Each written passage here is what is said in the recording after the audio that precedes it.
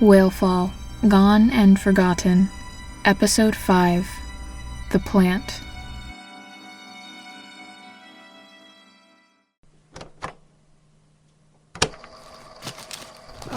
Okay. Keys, notebook, knife, tape.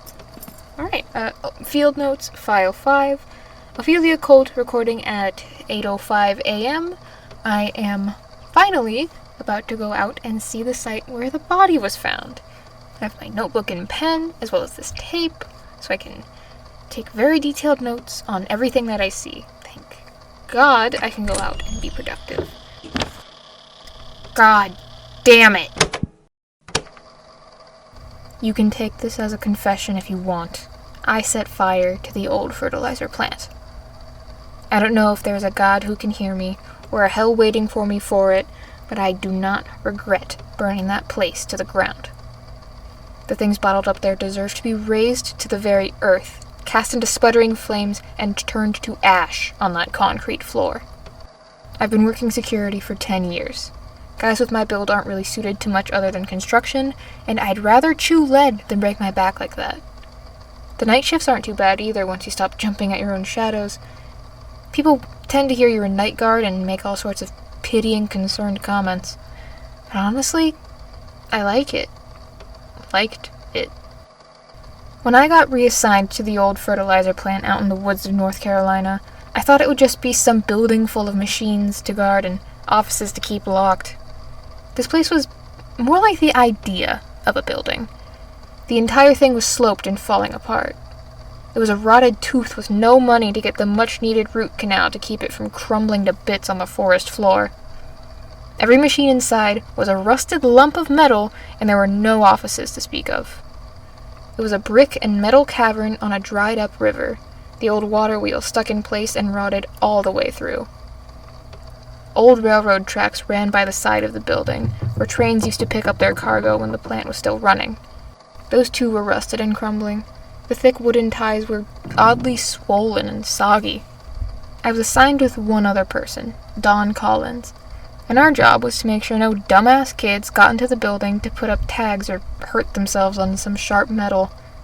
Considering the sheer size of the place, more guards would have made sense, but whoever owned the land didn't want to bother with the price. I think the building was historic, at least the brick and foundations were. Corrugated metal plastered all over the windows and roof, not so much. We were posted on opposite sides of the building, striking a wide circle around the place. We were to check the locks on the gates and on the old sliding doors. We had to check the railroad for thieves who would sneak in and take railroad spikes for scrap metal. It was dark out there. The only light came from the few that lined the chain-link fence on the perimeter, and our flashlights. Other than that, we had the moon and stars to light the way. Oh, and there were stars. Through the thick canopy above, it was 1,000 eyes watching you. It never made me feel off, though. It wasn't like that hair-raising feeling of someone watching you from the darkness. It felt more like someone having my back, even when Dawn was on the other side of the property. Dawn was nice. She was built like a brick shithouse and spoke with a smoker's rasp, but she had that kindness that still touches the eyes of people not yet in their 50s. She'd wait for me in the parking lot and walk with me to our posts. Then she'd wish me luck and pat me on the back as she walked off to the other side of the building.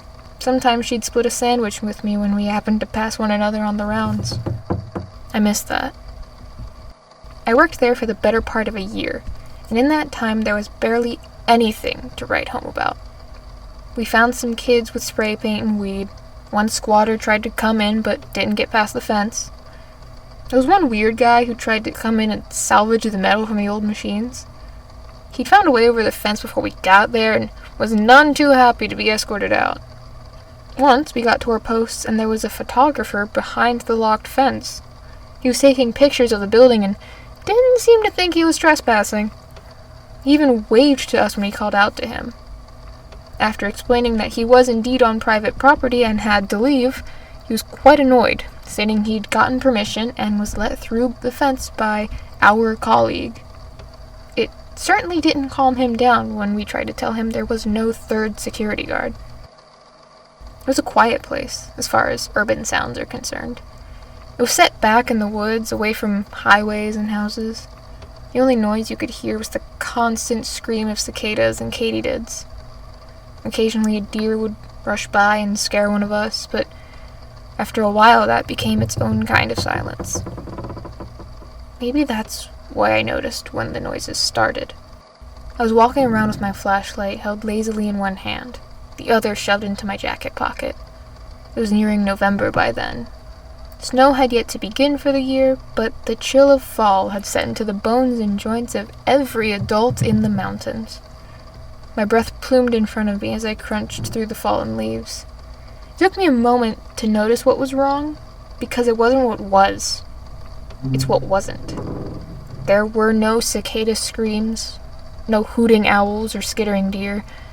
It was a looming silence that was filled very suddenly with the wailing of metal under intense pressure. It was an awful, almost devastated creaking, the death throes of a building that knows it's on its way out. It went on for a few seconds, then left me in complete silence. At that point, I was standing in front of the open maw of the main processing room. It was the closest one to the railroad tracks, with yawning openings where the door used to be. The doors themselves were gone now, creating a tunnel through the heart of the old plant. I peered down that tunnel now, the opening on the other side lit only by the fence of Dawn's post. The darkness in the building itself was near total, my sightline to the other side occasionally obscured by the silhouette of old machinery or pipe. Many of the old doors were retrofitted with emergency lights, including both sides of this tunnel. I stood below one, and someone else stood below the other one. It was too far away to see them in any detail, but I know Dawn never had giant hands that reached the ground, or antlers that splayed up towards the sky, or eyes that reflected the orange of the emergency light. I felt my mind start to shut down in panic, my legs shaking, my lungs burning from breath I had yet to take. I dimly registered my hand raising the flashlight in a futile attempt to figure out what I was seeing. My heart roared in my ears, pounding like a drum, the only thing to be heard in the silence of the woods. I couldn't pull my eyes away. The thing didn't move, didn't blink, just stared me down. I know I tried to call out to Dawn, but it didn't get past my throat. The words just died on silent air. That was when a hand clasped my shoulder. I yelped, whirling around as Dawn cackled, pointing at my startled face. I felt my cheeks burn red, my heart beating in my throat. I tried to open my mouth to say something, explain myself, but all I could do was stare down the tunnel. There was nothing there. No figure, no glowing eyes. Dawn looked into the darkness too, seeing nothing of the thing that had sent me shaking in my boots. On our way back to the cars that morning, I asked Dawn if she'd heard anything, seen anything.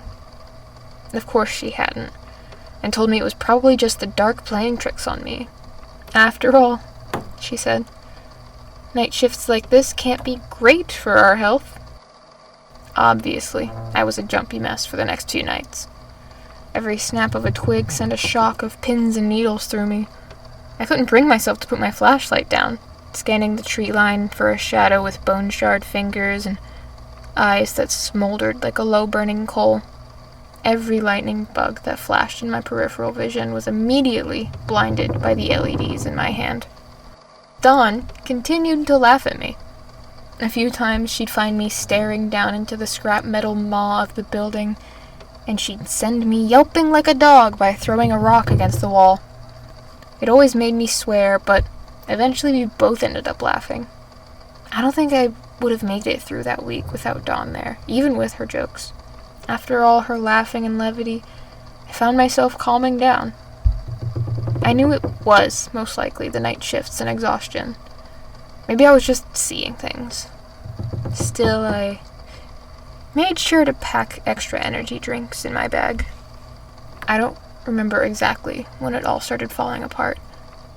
Obviously, I wasn't in the best mental space and paranoid as shit, but I don't know if that shadow was the start of it all or just a warning my mind conjured.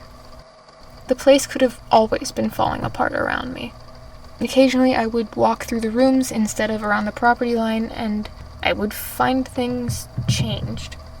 Sections of metal would be rusted through despite being their usual silver tone hours before. I would turn a corner and find a 3-foot sapling growing out of the concrete floor. The old machinery rooms would stink of sulfur, and a strange fungus would creep up the machines and brick walls. To my relief, Dawn could see the same things I did, but she would just comment on the property owner's lack of care about a supposedly historic site. Once, I saw a doe, in all its spindly grace and assured motion, let out a single, drawn-out bray, and dropped dead where she stood. I couldn't bring myself to check out the body, but when the sun began to rise, I saw a twisting sapling where she fell. I told myself it was just the morning light that made the leaves look red. It was a Monday afternoon. I was driving over to the fertilizer plant earlier than usual. It was strange to see the building in the bright light of noon, but I had to see if it was really my head unscrewing itself or something going extremely wrong. I pulled into the staff parking lot, hopped out of my car, and hefted a tire iron out of my trunk. I grabbed it mostly for the comforting weight of it in my hand. I wasn't all that convinced that a hunk of metal would stop some shadow or ghost or hallucination with a fondness for screwing with me. I thought I'd have a harder time getting in, but there were no guards posted. I unlocked the gate and walked right in, and made damn sure to lock it behind me. I didn't want anything sneaking in while I was poking around. I walked up to the main building of the plant. Its yawning cargo tunnel still seemed pitch black in the daylight. It seemed like the sun simply couldn't reach through the openings on the other side, leaving a terrible mystery of shadow and metal. I switched on the other item I grabbed from the trunk, a high-powered headlamp, and headed into the fertilizer plant proper. My light cut a tunnel through the dark. Everything outside of it was completely black, so much so that it felt like a tangible thing. I walked through the massive cargo room, full of machines and hunks of rust, praying I wouldn't slice myself open on something sharp and hidden in the dark. My steps were slow and shuffling, so the walk through the inner rooms felt like it took hours. Eventually, my headlamp illuminated the creaking wooden door that would open to the smaller workrooms and the foreman's office. The lock had rusted to nothing, so I pushed it open with my fingertips. The wood was warm. It was damp and spongy and sodden, but it was warm as if it had been sitting out in the sun.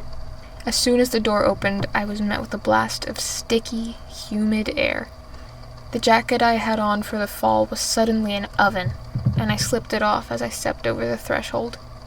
The hallway was no brighter than the room before it. My headlamp seemed to not reach as far as it did before.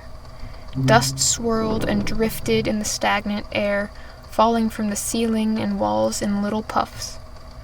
The place wasn't too cluttered, but the plaster walls were crumbling and pockmarked, the lath behind it peeking through. It was all water-stained, some of it dark and spotted with mold. The sections that had fallen lay in heaps on the floor, pushed to the side to leave a path through the hall. I could feel the particles sticking to the moisture on my skin, leaving a tight, gritty sensation as I walked further down the passage. Some of the rooms still had their wooden doors, a few even remained on their hinges. They all had a fine coating of mold. I pulled my shirt over the nose for all the good that would do, and hoped my lungs would be all right. I tried not to think about the fact that this hallway was not in this state a few days ago. Crumbling and water-stained, yes. The pitch-black mold that shot through every permeable surface, not so much. It ran through the walls and doors in spindly veins, and when I looked closer, it was even winding its way through the concrete floor in minuscule ribbons. It got worse the further into the hallway I walked. Each room I passed seemed to be thick with a strange fungus. Some of them had proper mushrooms sprouting from the walls and floors in clusters. They were a deep, almost incomprehensible black, almost like someone had punched a fungus-shaped hole in the world. The rims and gills were tipped ever so slightly, with a sodium orange that was so bright it seemed to glow against the black forms. They were mesmerizing to look at, but I felt no inclination to get any closer.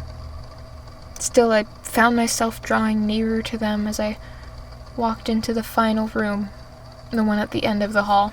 I hefted the tire iron in my hand, reminding myself I wasn't entirely unarmed, and used it to push open the door. I don't know what I went there to find, or if it was just to prove that it was real and not me seeing things in the dark. I don't know why I didn't turn around and run when I looked into that room. I scanned the walls, the floor, the boarded-up windows with the light of my headlamp, trying to make sense of it all. Inside that room was a forest. The walls were crumbling brick and plaster, the window boarded up with swollen plywood, the floor was concrete turned to gravel by the roots that sprung up from it. The room was a maze of trees, all the same pitch black as the fungus that crawled all over them. The only difference between the two was that sodium orange glow. The trees were shapes that my headlamp refused to show in any detail, heavy in my vision. The room wasn't big, but there were close to 20 trees inside. I followed them up to their thick black canopy, and noticed two things. The room's ceiling had collapsed a long time ago, and it was dark outside. I could hear no bugs, no birds. The screams of cicadas and katydids that always filled the trees was nowhere to be found.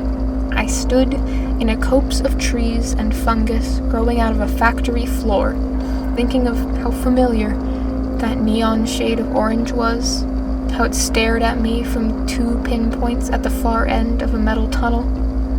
The metal that screamed but never shook, never bent or broke, just wailed like it knew something was wrong. Even the metal was silent now. No trees rustled, and the muggy air was still. Finally, something broke the quiet. I just wish it hadn't been a scream that sounded so human, so much like someone I knew. I raced out of the forest that was a room, out of the hallway with its crumbling walls and moldering plaster, through the warm wood door, and tripped on the jacket I'd left on the floor. I fell hard. My headlamp slipped off and shattered against the solid floor, my hand reaching out and getting sliced on something sharp in the dark. I felt pain lance up my arm as I pushed myself up, running out into the main transport tunnel and nearly weeping with relief at the sight of the emergency lights that marked my usual post. Unfortunately, there was something else marked by that light. There was a lumpy shape on the ground, covered in fungus that grew up from the form like fingers. It took a moment to recognize Dawn, laying there in a crumpled heap. She was dressed for work, her flashlight still loosely held in her hand. She even had her lunchbox with her, and I'm sure I would have found a sandwich inside if I'd opened it, ready to share with me like always. Her left eye was milky and clouded over. The other was a vacant socket, the skin around it run through with black veins. The figure that loomed over her was more recognizable. It hadn't left my mind once in the many days since I first saw it. Despite standing directly beneath the emergency light, the creature had no features, no definition. It was the black and blue sheen of a crow's wings, but not as smooth. It looked lumped and misshapen, and what I thought had been antlers were now clearly the finger-like fungus that bloomed out of Dawn's body. Its eyes burned with the low orange of a smoldering coal and held no anger. It looked resigned, like it was doing something it had to do. I turned on my heel, taking off towards the opening of the tunnel that looked over Dawn's post. It was the back of the property, away from the gate that should have kept that thing out, away from the parking lot and my car. I could barely see. I don't know when it got so dark. I don't know how long I was staring at the room that was a forest. I couldn't see the roots or the railroad ties, but I could feel them beneath my feet. I could feel the cold chain-link fence as I ran into it, catching myself before I fell. I knew the fence was topped with razor wire, and there was no way I would climb over that without getting hurt or trapped in the process. I rolled around, smacking my pockets for something, anything to fight with. I had dropped the tire iron when I fell. Now I had nothing. Eventually, I pulled out a small silver box. An old Zippo lighter. Dawn's lighter. She'd lent it to me for a cigarette last week. I never gave it back. The funny thing about fertilizer, the thing that people don't always consider when they put it in their gardens, is that it's quite flammable.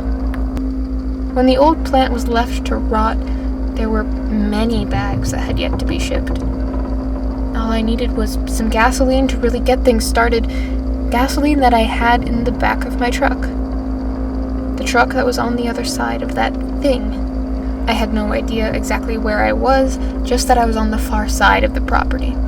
I couldn't hear anything over my own heartbeat. I could barely see. All I could do was run back the way I came. I was able to find the railroad tracks by the grace of God, and with those I could find the front gate, the parking lot, my truck. I wish my luck with running had held. Just as the plant and the tunnel came into view, my foot caught on one of the railroad ties, sending me sprawling to the ground. The spongy wood and rusted metal slammed into my chest and wrenched the air from my lungs. I felt the lighter go skittering away into the dark, taking my hopes with it. I stayed there for a while, wheezing and crying, my chest aching from the fall. I barely registered the soft sounds of footsteps in the grass until it stopped in front of me. It took all of my will to look up at that thing. Its legs reminded me of a goat's, but with more joints, and hooves that looked more like toes shoved into the shape of a hoof. It didn't have fur, it was more like sinew.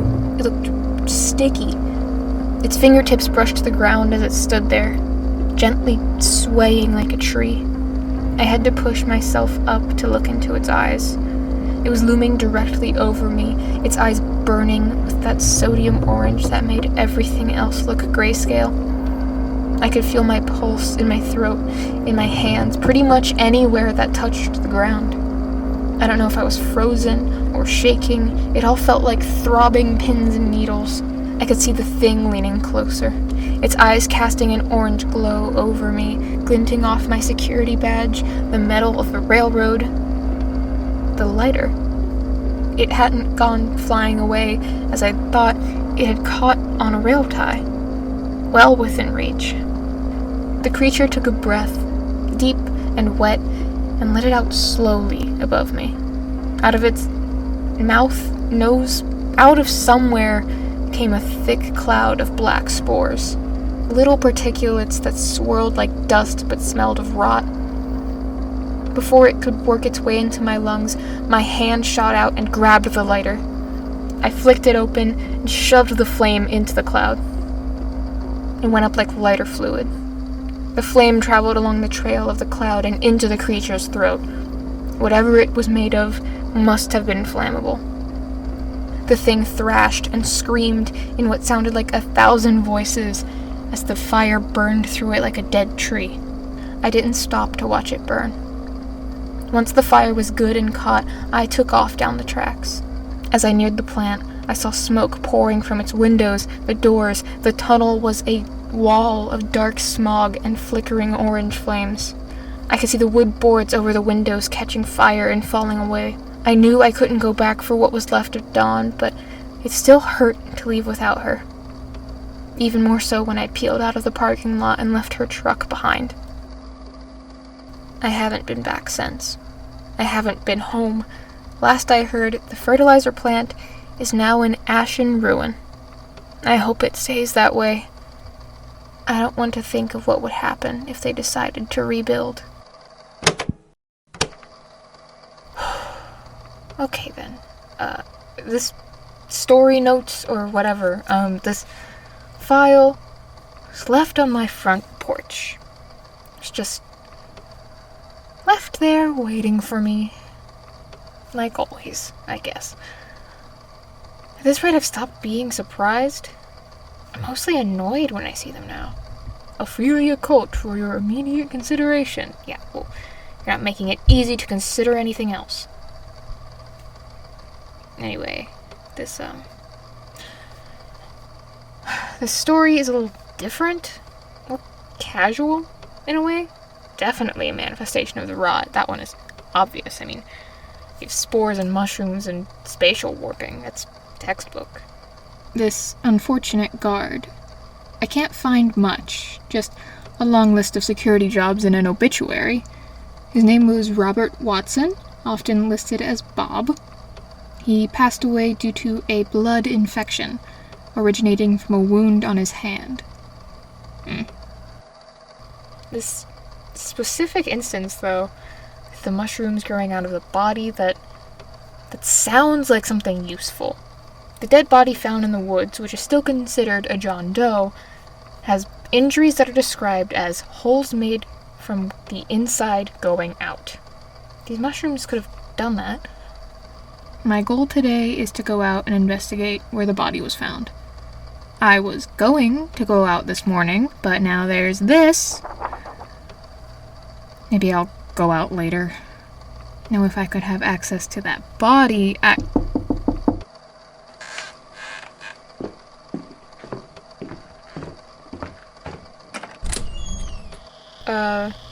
hello? Hi, I'm Becky Knock. I'm Mayor David Knock's daughter. I heard you were new in town and wanted to welcome you. Did you get a tour yet? Is that another fucking casserole?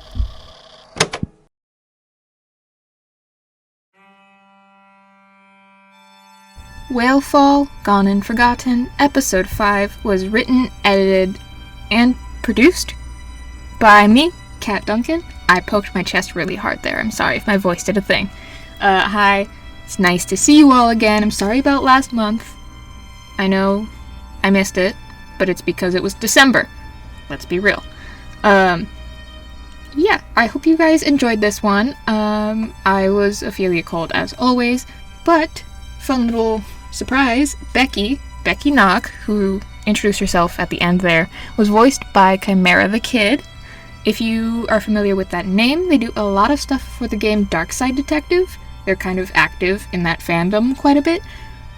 So yeah, you can find... Ooh, I popped my knuckle. If you if you are trying to find more stuff by Chimera, I will link all of their socials, as many of their socials I can find down below. Yeah, so go support them. Especially if you like Becky. We're gonna see more of Becky. We love her. Also, big announcement. There are now paid tiers on Patreon. I've had Patreon for this show for, I think, since the beginning, and all I did was post episodes on there, but now there are paid tiers. That's what I did over the break a little bit. So if you are interested in helping this show stay alive, helping me stay alive if we're gonna be real about it, you can sign up for one of the 3 Patreon tiers. There is a $3 a month tier called Lake Fargo Citizen that grants you access to episodes a day early, access to exclusive blooper reels, and you will get your name read aloud at the end of the show when you first sign up. If you are interested in doing something a little more for the show, though, you can sign up for the $5 a month Graveyard Shift tier that grants you everything from the Lake Fargo Citizen tier, and also grants you access to the Doodle Corner, where I post show-related doodles and sketches. It's kind of when I'm thinking and doodling and sketching, because if you don't know, I am also a visual artist. That is my primary field of study. But if you want to do that, you can get that. And if you want something even a little more, just a little bit more, and you feeling a little bit generous, there is the $10 a month Cult Family Gathering tier. That grants you everything from the previous 2 tiers, and also gives you access to the Lake Fargo Gallery, where I post full illustrations, paintings, and other artwork that I've done related to the show. So yeah, if you are feeling like you want to contribute to this show, help it stay afloat a little more, that is something available to you. Especially if you are like me and you really like blooper reels. There's some really good ones in here. I know it's just me talking into my microphone. There's some really good blooper reels. I was just editing, and there are some really good ones. So I hope you have a great day. I hope you are having a great new year. Hopefully. It's been a year already. But I hope I will see you again soon. I will see you in the next episode. Alright, so, okay, thanks, I love you, bye.